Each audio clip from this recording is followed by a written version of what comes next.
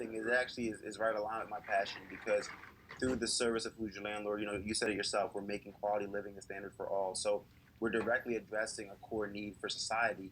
But then the second part of it is we're just as much behind the screen as we are, out in the community. In order to have anything that's community driven, like we're not just listings, so we don't just take from a internet listing server and kind of just push out stuff to different people. In order for us to have any relevance, we have to be in the community.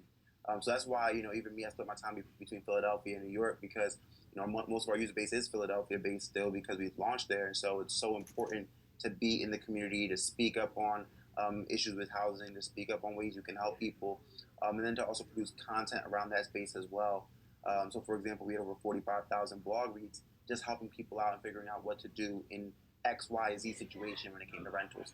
So, we are out there, and I think that's the one component I think that we have that's special about our business is that we're able to be out in the community, we're able to have events, and be able to connect one-on-one with our users. So you said you had 45,000 people view your blog.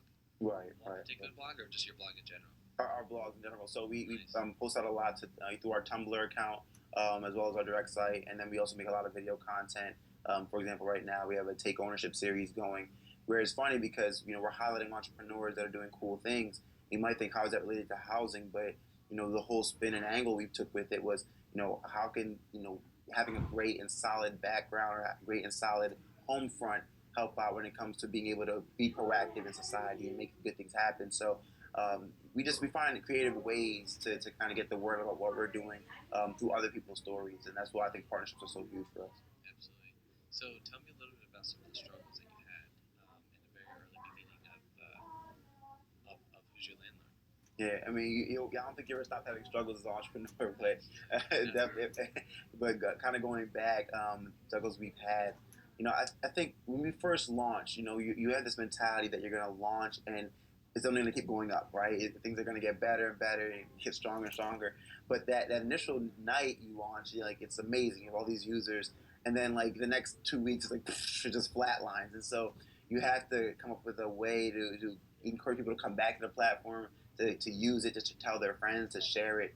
And that was, I think, one of the first learning touch points or points we had. We had to figure out, okay, how do we sustain this? How do we get to more in front of more users? How do we get a normal user to come back to our platform beyond just initially looking for housing?